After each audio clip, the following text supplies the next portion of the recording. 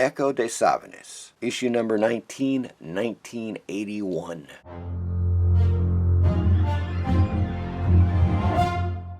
Greetings, friends. Today we are looking at a rather special issue of L'Echo de Savannas, Special USA issue number 19, originally published in France in 1981.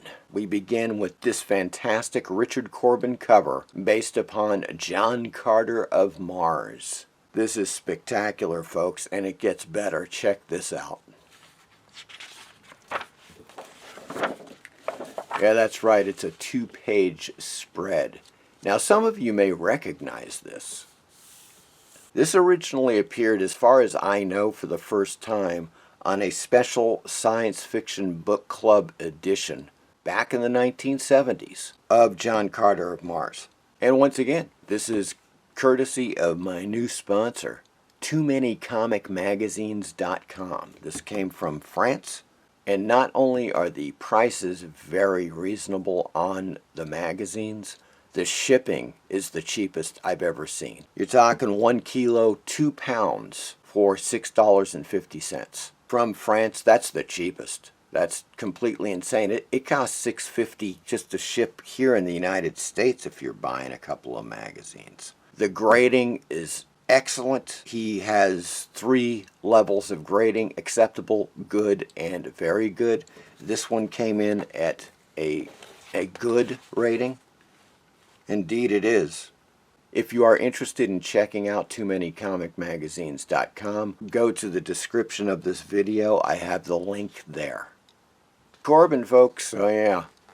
Can never get too much Corben. Of course, this is the book dedicated to the story In Deep by Richard Corben. And I believe this appeared originally in Creepy magazine back in the late 70s. We have the editorial. And check this out. Corben fans, take note. This is just a fantastic issue with a lot of great Corben in it. Here is The Rats in the Walls, the original H.P. Lovecraft story adapted by Richard Corben. Now, this originally appeared in Skull Underground comic number 5 back in the 70s. Here we see it translated into French. This is one of the best Lovecraft adaptations to comic book form I've ever seen. Corben had this amazing knack also with using zipatone. You can see it throughout his work. This is just a beautiful adaptation of Lovecraft, folks. Highly recommended. If you want it in English, check out Skull number 5, Underground comic book. This, of course, is larger because this is magazine size, so literally the reproduction here is larger than the comic book. These panels are wickedly cool. It's no wonder why Corben often used the word gore as one of his pseudonyms. Here we see on the left the ad for Futuropolis. This was a store in Paris that specialized in science fiction, horror, and fantasy stuff, books, magazines, comic books, etc.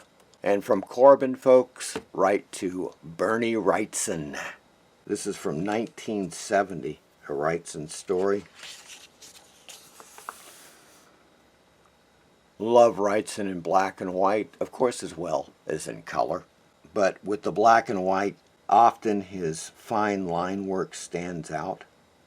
Just beautiful stuff here by one of the masters. This is kind of an interesting one here. As it says, I believe that means Martian Odyssey. A Martian Odyssey. And we see down here it was written by Don Glut and drawn by Yandok.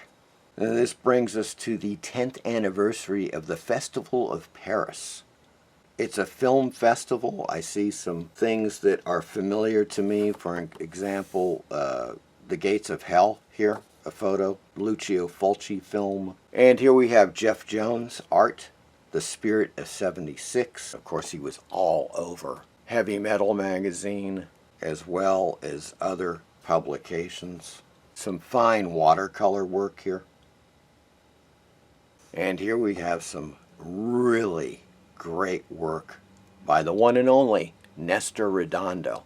Interesting that Redondo is in this because, of course, Berni Wrightson is in this. As we all know, Berni Wrightson, the original DC Swamp Thing artist. And after he left Swamp Thing, he was replaced by Nestor Redondo, who did a fantastic job with the Swamp Thing. Story called Preservation of the Species. Story by Bruce Jones. Drawn by Nestor Redondo.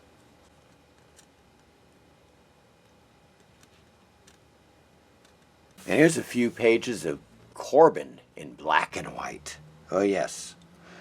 Unmistakable Corben, as we can see by the Las Tetas Grandes. A trademark of Corben. This Corben story originally appeared in Slow Death, the underground comic book. And so here we see it translated into French for L'Echo de Savannas.